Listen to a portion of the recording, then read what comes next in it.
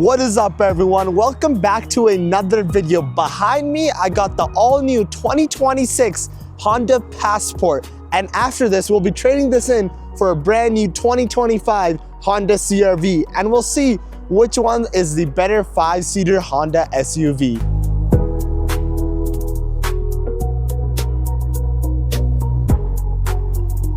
All right, let's start off with the exterior of the Passport. So this car was completely redesigned this year, and it's completely different from the previous generation Passport. Starting off with the front end, we get full LED headlights with orange DRLs, amber DRLs. They look very, very good.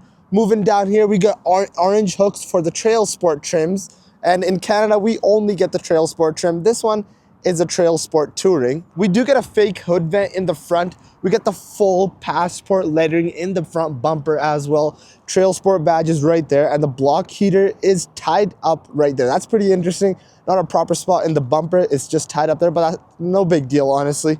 We get a front-facing camera with a washer right next to it. So if you're on the trail and it does get dirty, you can just wash it off. That's really cool. We get LED fog lights. We get orange hooks, as I mentioned before. Front parking sensors. This one has like the 360 full bird's eye view. Proper Honda safety sense in this thing. Moving to the side, we get a bunch of plastic cladding, which suits this vehicle very, very well. We get 18-inch wheels with one of the fattest rubber I've seen on a Honda before. These are 275/60 R18, and they're grabber all-terrain tires. We get black mirror caps, we get black door handles, and this one does have the 360 camera right there. And yeah, not much else to talk about other than that. This vehicle is it has a lot of presence. It's big, and it's not too big either. All right, moving to the back of the Passport, we get the full Passport engraved in the back tailgate right there. We get the Trail Sport badge as well. We don't get LED turn signals, but the brake lights and the reverse lights are LED on this thing. Backup camera right there with a washer right next to it as well. And we get full parking sensors on the back and a tow hitch. That is a pretty cool touch because this is a pretty powerful vehicle. We'll talk about the powertrain in a second here. We get more of this plasticky material on the roof right here. We got roof racks as well. And yeah, this is a very good looking vehicle. This is preferably one of the nicest Honda vehicles ever to leave the lot. All right, let's move on to the most exciting part of the new Honda Passport. So underneath the hood is the good old V6, the 3.5 liter V6 that makes 285 horsepower. This thing is paired to a 10-speed automatic transmission that is built in-house by Honda. And yeah, I'm very excited about those V6 engines. I know the V6 has been around for a while. It was in the previous gen Passport. It's been in the Odyssey. It's been in the Pilot. But in a world of all turbo vehicles and hybrid vehicles, a NA V6 is just something special. All right, so that's pretty much it for the exterior. So let's hop into the interior of the all-new 2026 Passport. This one is optioned with the pretty uncommon brown interior. All right, let's start this bad boy up with the V6 engine.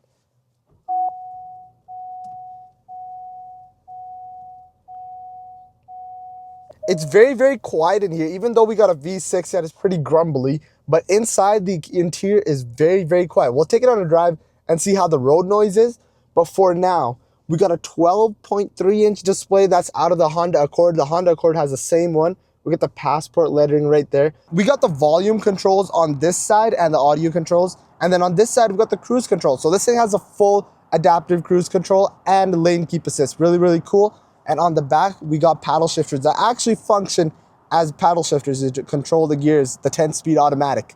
Built in Google Maps, that is really cool. Obviously, Apple CarPlay and Android Auto is wireless.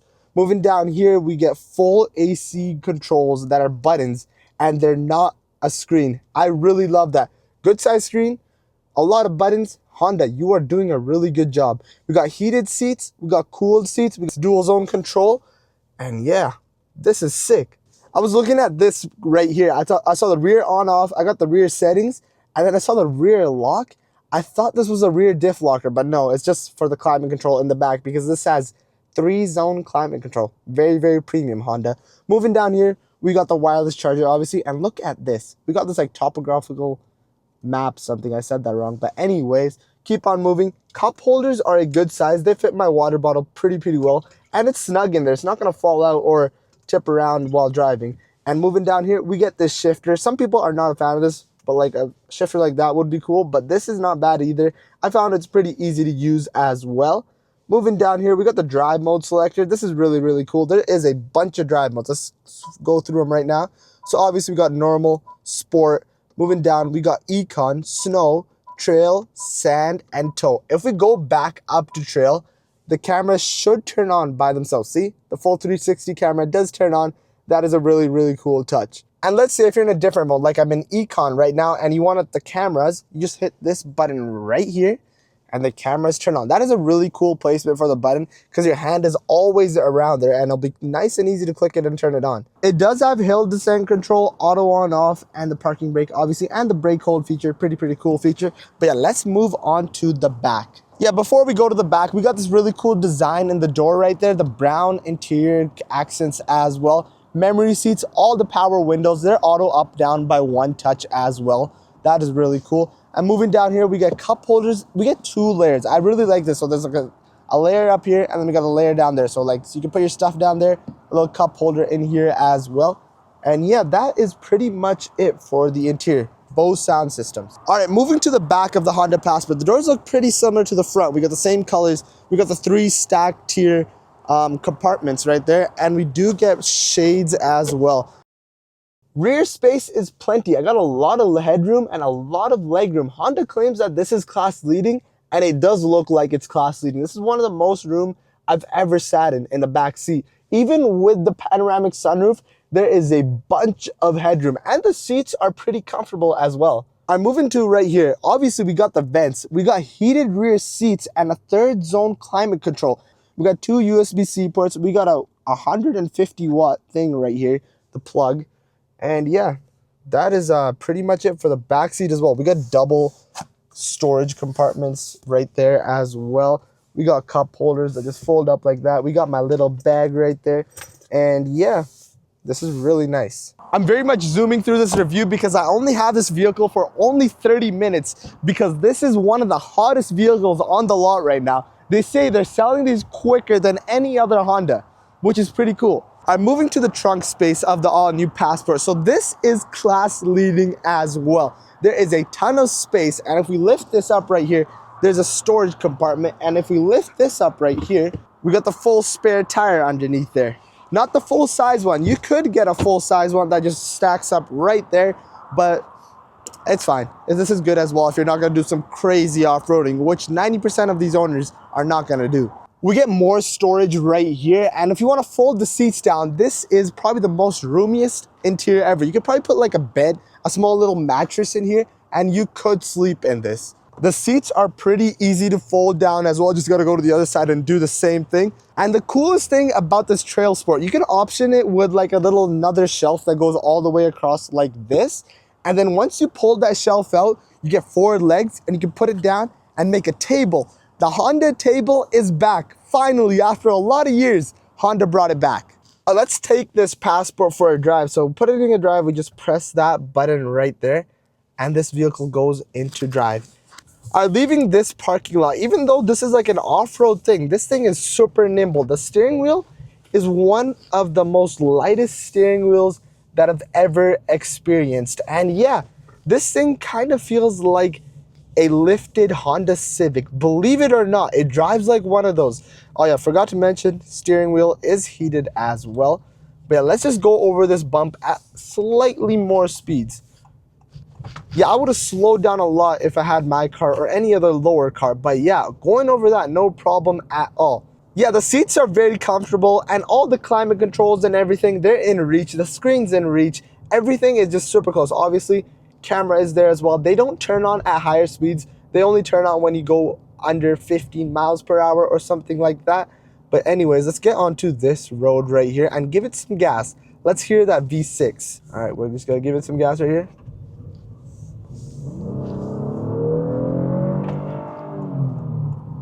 Yeah, it's good. It's nice being in an NA V6. It's cool, turbos are cool, hybrid is cool, but a good old V6 with a 10-speed automatic transmission is a lot of fun. And getting going from these lights as well, it's not slow. Like if I really wanted to go, it takes a second, but then it gets going, and then it does not want to slow down. Well, obviously this is no race car, but passing power and overall ride, it's even like hitting the horrible Calgary roads, those big wheels cushion every single little bump in the road. All right, gonna make a quick little U-turn right here. Let's see how it does. Yeah, that is very tight. I did not expect it to be that tight. And let's give it some gas.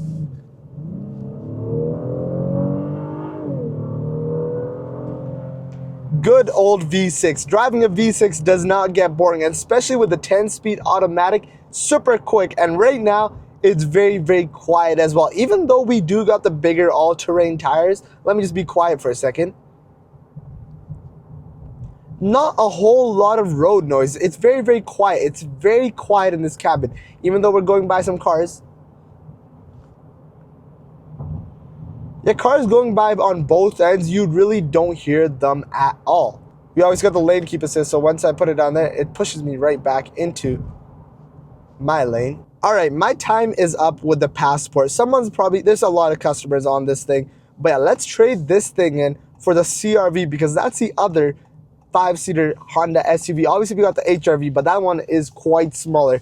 The CRV is up next. Let's see which one's right for you. Do you really need the extra space and the off-road capabilities, or do you need the better fuel economy from the CRVs? All right, guys, now I've traded in the Passport for the 2025 Honda CRV. You guys may be wondering why I'm comparing these two. There is a lot of similarities, especially someone looking for a 5-seater Honda that has all-wheel drive. The Passport, and this HRV are the only 3 options right now.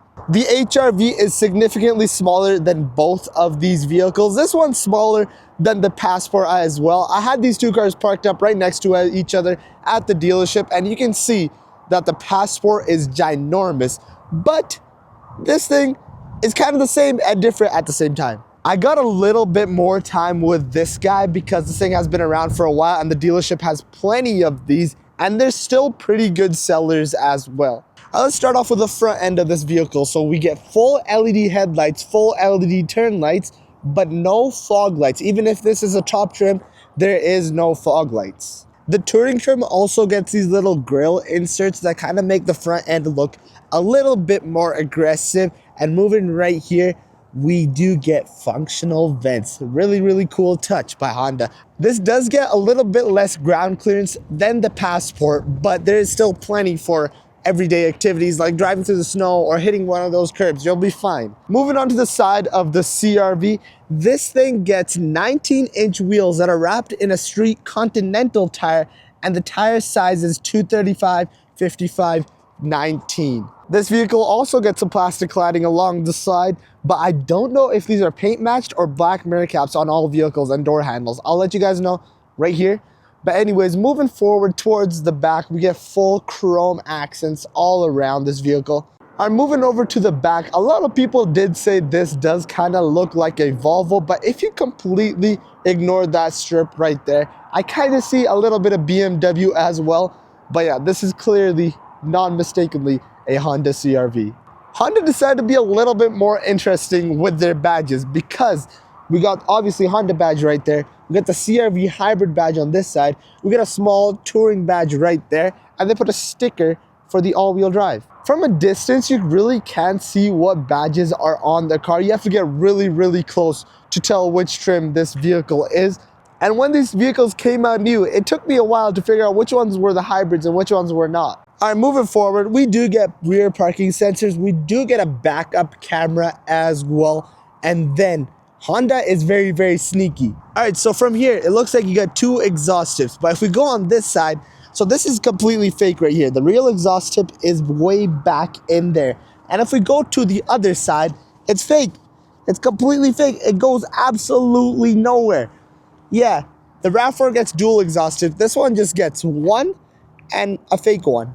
And then this is the more sportier SUV Honda offers. We do get a little diffuser style built into the bumper as well. On this car, you do get this paint match spoiler rear visor thing. It's not plastic like the Passport.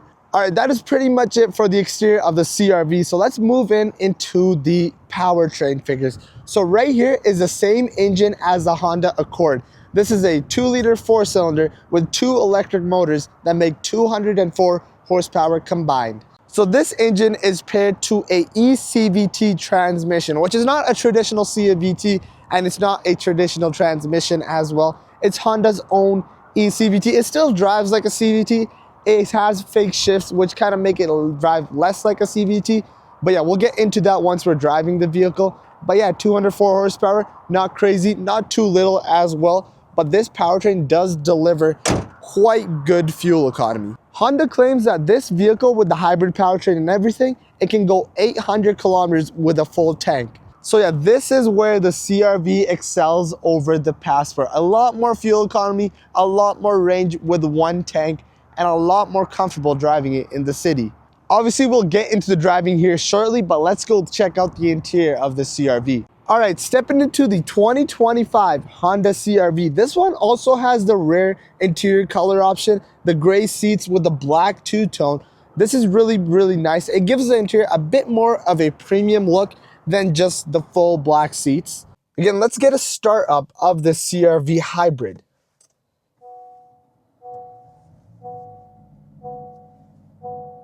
There are a lot of similarities in the CRV and the Honda Passport when it comes to the interior. The steering wheel is identical. We get the cruise control on this side.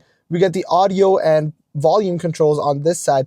The heated steering wheel control is right there. And we do get the orange stitching on this guy as well. So on this stock, we get the wiper controls. No button for the cameras on this guy because this thing only has a reverse camera. And on this side, we get the light controls. This thing also gets paddle shifters, but these are not for actually controlling the gears because obviously CVT transmission, no gears in this thing. But once you put this thing in B mode, so if you go all the way down in the shifter right there, and now you can control how much regenerative braking you want from the brake mode. We get the smaller display on this side and no built-in Google Maps. You only have Apple CarPlay, and that honestly is plenty for me. We do get a few physical buttons up here as well, including a volume knob, which is really nice. And then moving down here, we get the honeycomb design that goes all the way across with some piano black, not a lot of it, some piano black. And then moving down here, more physical buttons for climate controls. Great job, Honda, keeping these. Please keep them. Please don't ever get rid of these. I love physical buttons. So much easier to turn a knob, so much easier to press a button instead of looking into a screen. Even though on a screen it stays on all the time like how Mercedes and how the new Toyota RAV4 does it, it's still so much easier to press an actual button. So on this guy, we got the USB right here, the USB-C and a 12 volt. The Passport does not get the USB, it gets two USB-Cs. I think it's kind of cool having two options in case you only got one wire, but we're moving forward, we're only gonna have these kind of wires. But moving down here, we get wireless charging down there with some storage, less storage than the Passport, but it's still there. Right here, we get the drive mode selects, less drive modes on this. We got Econ, Snow, and then Normal and Sport. Hill descent control and the parking brake and the brake hold feature. And this guy actually has a proper shifter for your gears instead of buttons. This is a lot easier, a lot more convenient, but buttons are cool as well in the Passport. The cup holders are a little bit smaller, but they still hold my water bottle pretty tightly.